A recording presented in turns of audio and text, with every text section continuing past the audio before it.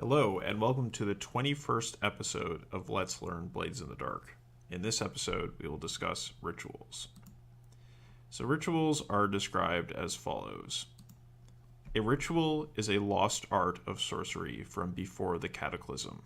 Unlike modern arcane techniques that utilize the scientific application of electroplasmic energies, rituals depend on strange occult powers and entities to realize their effects.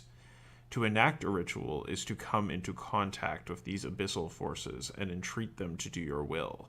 It is a practice not without considerable risk. So what can we take away from this description? Well, rituals should be strange. They should be contractual. That is, they involve the PC relating to some alien power. They should be occult. Not well known, not common, not something that the Sparkrites would commonly use. They should be unpredictable. They should be difficult, and they should be risky. Now, they don't have to be all of these things, but they should be at least some of these things. And these are similar to rituals of summoning or spirit binding in the Burning Wheel. In fact, these supplemental magic sections, the ritual and crafting sections, are very reminiscent of the ritual and crafting and chanting sections in the Burning Wheel Codex. So, of all the parts of this game, these sections feel the most similar to Burning Wheel to me. They're the most complex and qualified with various factors. Which is to say that you may or may not want to use them. If that is the sort of thing that interests you, if you enjoy playing the Burning Wheel or games like the Burning Wheel, then absolutely dive into it. Come up with really cool rituals and come up with cool crafting in the way that the book says. However, if these all seem too complicated to you, then you can just simply make these into a long-term project and kind of wing it. It's up to you. But I think it's worth noting that these procedures may seem overly complex to some people, and in that case, just do what works for your table and what works for you. These are also similar to rituals in World of Dungeons, John Harper's older game, and also in Dungeon World. So for those of you who are veterans of Dungeon World, you'll be familiar with the ritual move from that game. And this is just a slightly more elaborated version of that.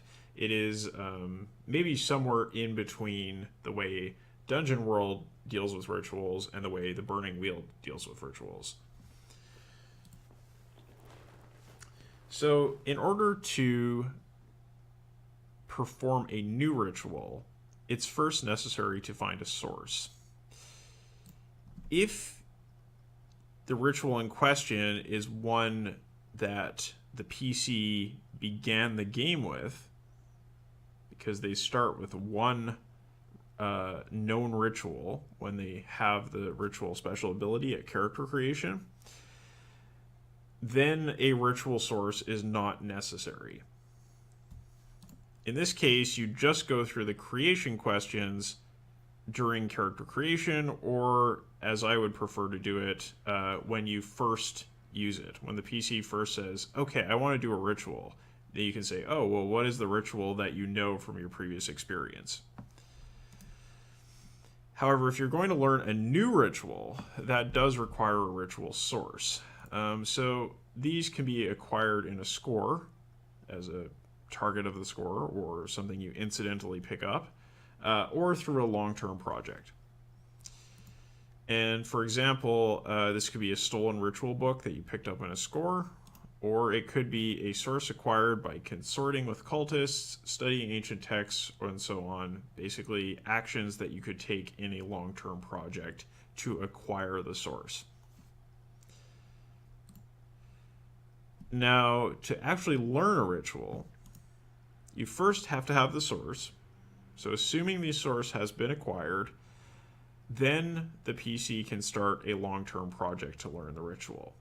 So acquiring the source may be one long-term project, and then learning would be a second long-term project. Or they would be basically one extended long-term project that is linked together.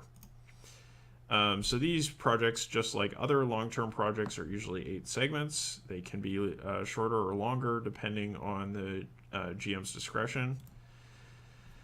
And once you set up the clock, then the player and the GM go through creation questions together, and the player notes the results. It's a ritual for making rituals. So if this feels a little bit overly elaborate, then maybe you just keep in mind that it's appropriate to go through a ritual in order to come up with a ritual. So these ritual questions are, from the GM, what does the ritual do and how is it weird?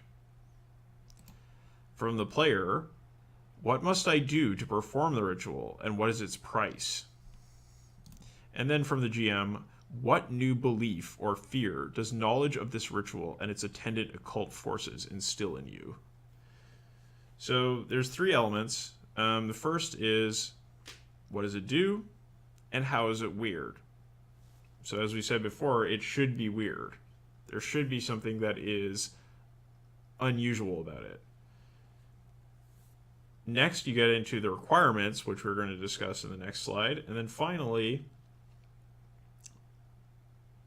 how does it change your character, right? How does learning the ritual change the PC?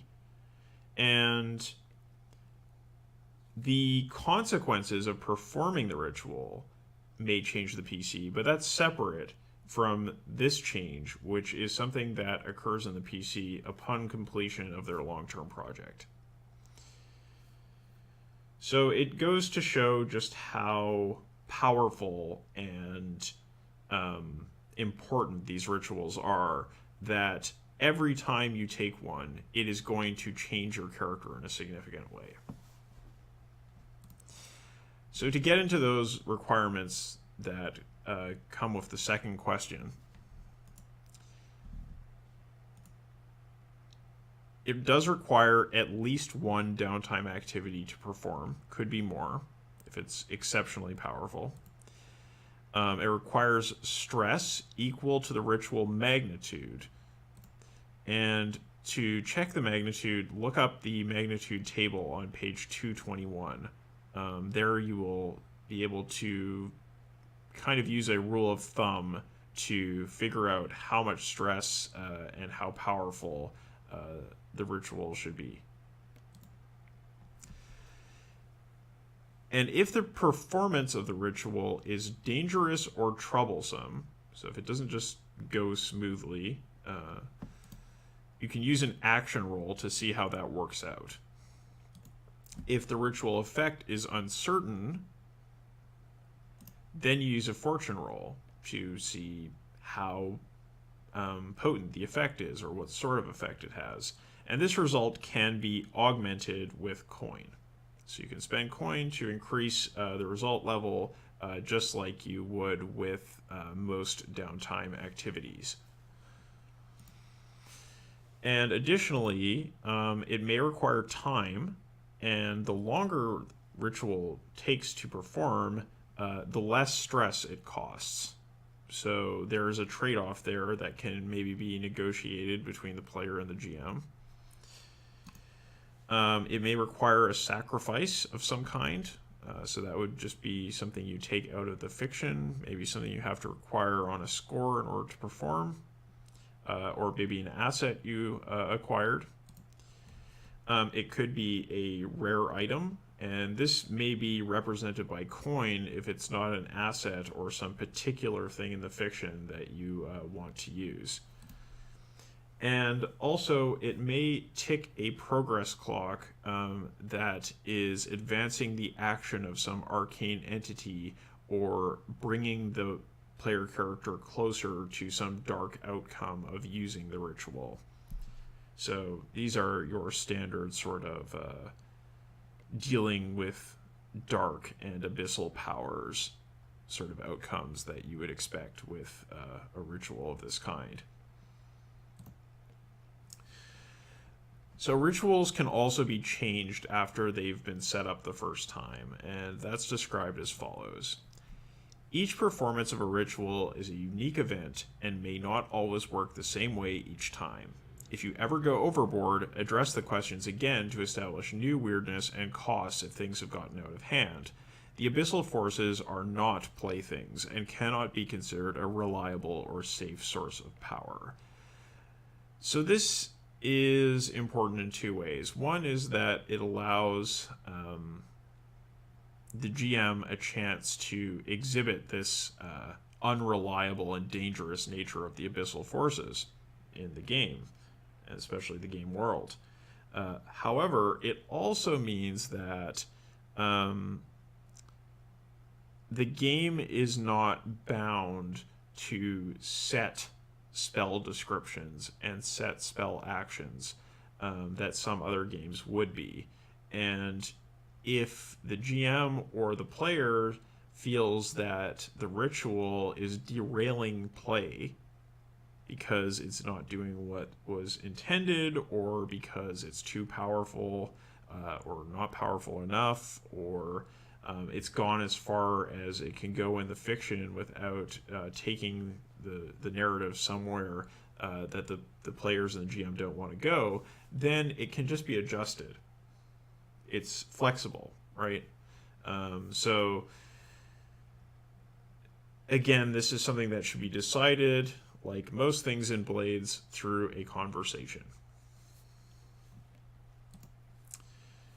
And in the final episode of Let's Learn Blades in the Dark, we will be discussing crafting. I'll see you then.